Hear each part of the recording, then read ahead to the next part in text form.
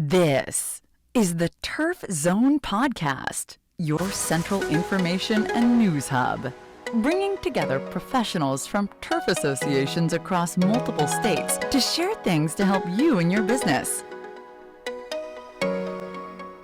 Now, let's get in the zone. Welcome to the Turf Zone. In this relaunch episode, we're talking to Dr. Becky Bowling, Assistant Professor and Extension Specialist in Turfgrass Science and Management at the University of Tennessee. Dr. Bowling, thank you so much for joining me today. Thank you for having me, Julie. It's good to be here with you. This is a conversation I've been looking forward to for quite a while. Not too long ago, I started hearing about a new event at the University of Tennessee, and just to lay some groundwork, as a Turfgrass Association management magazine editor, I see events come across my desk left and right. And we have seen so many field days and so many different opportunities for turfgrass managers to have some social time and some education time. This one caught my attention. So I wanted to talk to you about it because you and I have been working together to promote it to Tennessee turfgrass professionals. So, would you mind introducing that event and telling me a little bit about it? Absolutely. Yeah. Shortly after I started a little over a year ago, our team had a conversation about what an in-person event was going to look like. This will be our first real major event that we've had since COVID that's open to the entire turfgrass public. And I think, what we really wanted to try to do is have something that was unique and that hit on a few core things. Like we really wanted to get into a couple of things, which was how do we support really good networking and connection with members of our industry that want to engage at a higher level with our students, that want to engage in a higher level with our research program. And similarly, how can we kind of use that to address a growing workforce and labor shortage issue across the industry?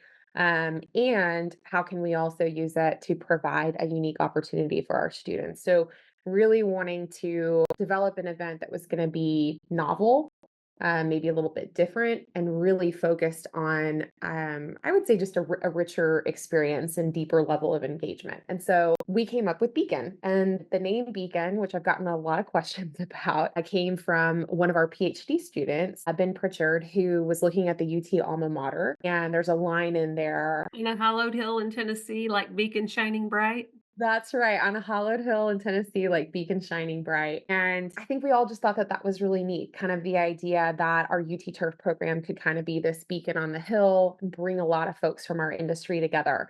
And so we decided that we would have this be a 2-day event. The first day is going to be really kind of like a career fair. That's the easiest way to describe it. But our goal is that we want to bring together students and we want to bring together members of the industry that have open positions or soon to be open positions, whether those are jobs or internships. And we really wanted to extend it beyond our UT Turfgrass program. We have a phenomenal program with great undergraduates, but there's a lot of other really good programs in the region, including several at some smaller colleges and universities. And so we've extended invitations to at least 7 other smaller schools to try to encourage them to bring students to this event. And so we're really looking forward to seeing who we might get from some of those other programs. And the way that we'll have it set up is that our prospective employers can purchase space in where we've rented out a ballroom at the Crown Plaza, and they can set up tables. And we also have it to where they can set up kind of like a front lawn, quote unquote, where they can set up games and other interactive activities to engage those students. And we're really hoping that they can just have some really productive discussions. And we also intend for there to be a reception at the end of that on that first day where we play trivia, have some drinks and hors d'oeuvres, and everybody just gets an opportunity to really get to know one another. And to go with that, we also intend to set up a digital space. So it'll be effectively a website where we'll showcase some of these opportunities in advance. So students will get to see before they come what some of those opportunities are going to look like that they'll get to talk to employers or prospective employers about. So that's the first day. And then the second day, that's where we'll have folks out to our research farm. It won't be quite like a traditional field day. And what we've really decided to do are these kind of themed tours. So we'll have golf centric tour. where Dr. Brosnan, Dr. Horvath, Dr. Strachan, myself will talk about all things golf related. And then we'll have a more sports, a turf centric tour. So that's where a lot of folks will be able to hear about the World Cup research that's ongoing here at UT, as well as several other things that Dr. Sorokin's program in particular is very involved in the sports turf world. And then we'll kind of wrap up that day.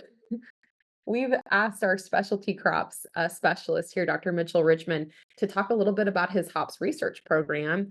And really, that's just going to be a great excuse to talk about our relationship or UT's relationship with Yeehaw Brewing and have a little beer maybe before the event closes out. And that weekend works out really well. We'll have Ag Day here on the UT campus on Saturday for alumni that want to engage with the Ag School. And then there will be a football game that night if folks want to stay and tailgate and do football.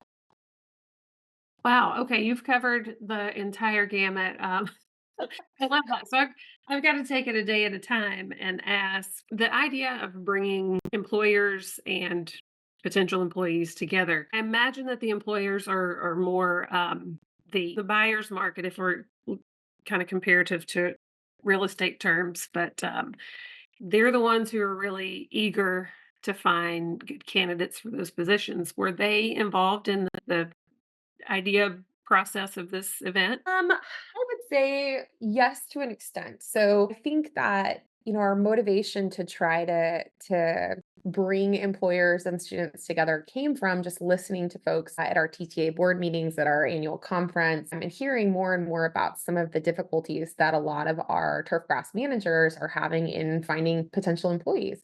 And so in that sense, yes. And then we did have a couple of conversations with a few of our alumni that are real involved in the industry to get some of their input as well on what that might look like. And so, yes, I would say we did have some engagement with those folks as we kind of thought through all of that. So I'm thinking of a lot of I don't want to say old school, but traditional ways of finding staff for turfgrass management, whether I mean it's golf course industry right down to link here. I still see some of these like job boards on association websites, and I see some of those jobs listed for a long, long time. Are those employers open-minded to a new format of looking for staff? Are they coming? Are they involved? Are they like, yeah, we're gonna do maybe add to the old school way we've pitched these jobs?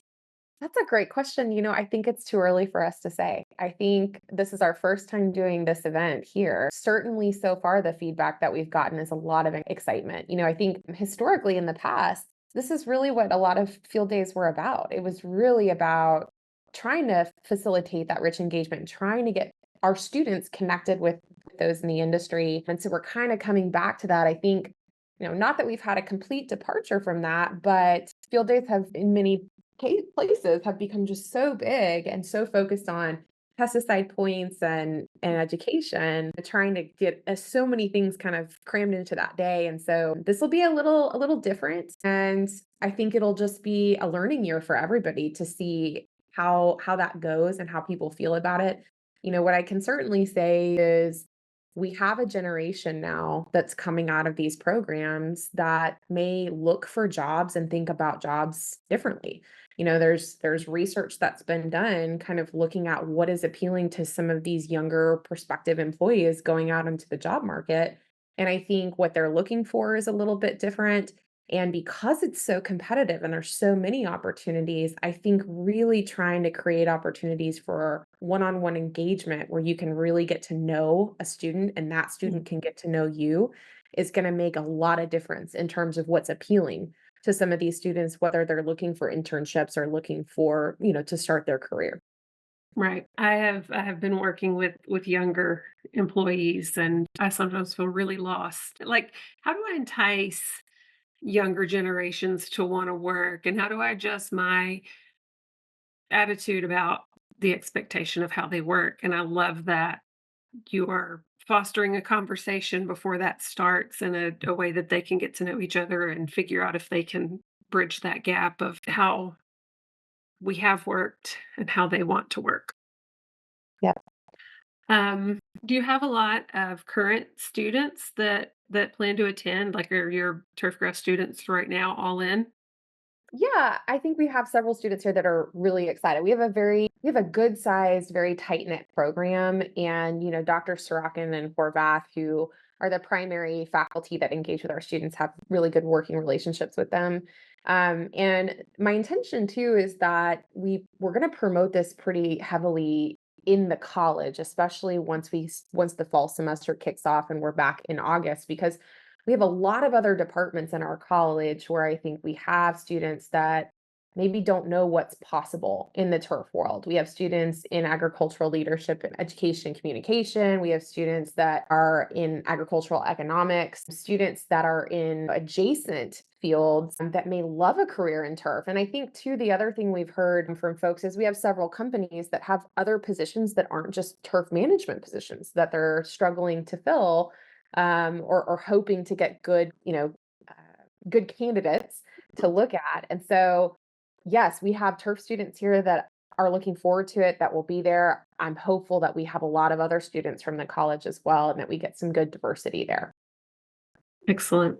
Okay, let's talk after Beacon. I know that you've now had a full year to absorb the Go Big Orange culture.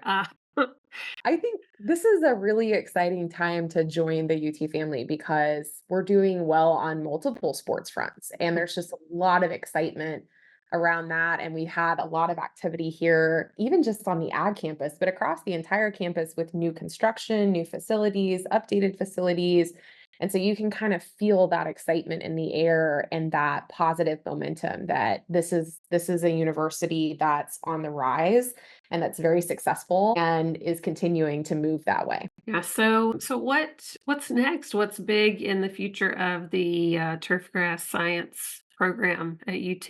Like, well, once we live through the pioneering Beacon event, of course. There's just so many things that are going on with our program right now as a whole. I mean, I would say, of course, there's a lot of anticipation and excitement around the FIFA World Cup research that's Mhm. ongoing here as we get closer to 2025, 2026, and we have Club World Cup and then the big show. There's a lot of anticipation building up around that, and a lot of energy from our program, Dr. Sorokin's team in particular, going into preparing for that. In addition to that, our program is very fortunate that we have great relationships across the industry, and we've got some neat research. Dr. Brosnan has got a lot going on right now in the golf sector, and similar with Dr. Horvath. So there's a lot happening. I think as a team, we'll have a retreat here in the next couple of years where we will be able to work together and really discuss kind of what does our vision look like going forward, as a group. And so I'm excited for that.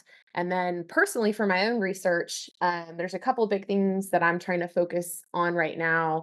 So the first is looking at doing some research over the winter months this coming year, really focused more on golf courses, looking at wetting agent program development to try to protect sensitive areas from winter injury. We've had a lot of that in Tennessee over the last couple of years. And then going into 2025, a big focal point of my program is going to be to develop an extension program around community turf.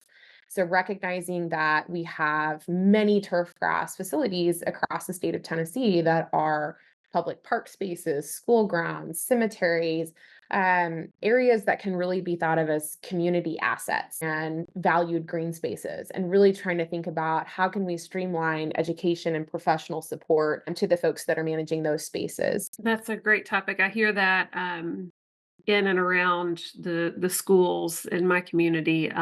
We often see our assistant principals mowing the middle school football field, and we have a lot of that space where volunteers want to do a good job, and they want to have a nice, safe playing surface or a place that the community can enjoy an outdoor movie night. I feel like most of them don't know where to start, and I think that's a great opportunity for extension. I see it out of my office window right this moment with with a little community green space. So that's amazing. I'll look forward to seeing what comes from that. Yeah, I'm excited, and it gives us a really good opportunity to kind of leverage our really extensive network of county extension offices. UT has a county office in every one of our 95 counties. And so working with those agents and kind of thinking about what we can do at a local level to support those community turf spaces. I'm excited about it. Have you had an opportunity to visit many of those 95 counties just yet? Somebody just asked me this question yesterday. I think that I've been to between 35 and 40 counties so far since I started here at UT. That's impressive. And traveling the state of Tennessee is, they're not all day trips. They're just not. I when I started here, I didn't know a whole lot about the state of Tennessee, and somebody shared with me about the three regions and how distinct they are, and they all have their own unique identity. And it's been really neat as I've traveled to really see that play out in a very true way. And I've been able to form my own unique kind of relationships with each regions. I've got, restaurants I love in each region, places I like to stop and stay in each region. And so it's been really cool, and you're right. Like when I go out to West Tennessee, that's usually a 2 or 3 day Mhm. with a hotel and all of that. West Tennessee is where we have the majority of our sod production in the Mhm. state, a very strong presence of sod production. So that's when I go out there, I get to spend a lot of time with our sod producers, which is actually Mhm. really cool. It's one of my favorite. Mr. McCurdy is known for his West Tennessee hospitality. He's a great tour guide and host over there in Rutherford and Gibson County. Yeah, I enjoy that. I enjoy going out there and visiting with a lot of those folks. It is very different though than Mhm. middle and east. They are each very unique from each other. Yeah, for sure. Is there anything else going on kind of related to that industry building and labor challenges? Sure. So, a couple different things that we could add to that. The first is I actually just spent before you and I got on here today, probably about an hour and a half. I have the honor of chairing our TTA education committee. So I spent about an hour and a half today. I'm just sending some emails out to folks planning what that program is going to look like. And so we will have, I believe, our sod producers intend to have a portion of their session dedicated to talking a little bit about labor, maybe talking specifically about H2A labor. Our intention to right now on the UT extension side is we're looking at, so there's a professor here, Dr. Margarita Valandia, who is in our AREC department, Ag Economics department. Mhm. And she has developed some great resources for H2A labor and trying to work with her to finalize some H2B resources. Really busy time, but we're slowly moving them forward. So, we do have some professional landscapers, golf course superintendents, or golf courses, I should say, that are utilizing that program as an additional labor source. So, we've got that going on. And Sometimes I run into when I'm researching articles, I'm looking for good economic research of, who's working and who needs more people. Having numbers on the labor challenges has been really tricky, and it seems all anecdotal, but it adds up to a full picture of most of our golf courses just don't have enough staff, and our LCOs are all working 25 hours a day. Do you guys have a way that you quantify that, or like, can you see good data and numbers for that? there was a really great and very thorough economic study that was done, I want to say about 10 years ago, that's been published for the state of Tennessee for the turf grass industry. But since that was conducted, I don't know, that those types of studies are they're they are challenging to complete, and they require very focused bandwidth and willingness from people to respond and participate. And so um, I don't know that we have anything super recent to try to capture that specific to Tennessee. It would be interesting to see whether GCSAA, whether they've done anything along those lines. I'm not sure whether they have or not, but certainly some of the labor challenges are not unique to our state. So, so that's a really good question, but we haven't done anything here in a while that I'm aware of. I That don't know what's being done by some of those other entities. that's a big puzzle to try to put together for sure. Okay, let's close with what would be your best case scenario coming out of this first big event, the inaugural Beacon event. What would be we really succeeded and this is why we do this and let's do it again result from your Beacon event in September? So I think for us, for this event in particular, success would look like good student engagement, success in at least some of our employers that come through have promising leads, if not commitments, to have students join them for internships or continue discussions about job opportunities. I think we really want to see that there's some tangible evidence that those relationships have been formed and everybody leaves feeling like they've made new professional connections and it's going to strengthen overall experience as professionals in the industry. Well said, and that's a great goal. Dr. Bowling, thank you so much again for joining me, and I wish you so much success for this event and for all your big plans coming up. For our listeners, be sure to subscribe on Apple Podcasts and Spotify. You can also follow us on X at the Turf Zone. You've been listening to the Turf Zone. For more episodes of the Turf Zone, visit theturfzone.com and subscribe on Apple Podcasts or your favorite podcast app.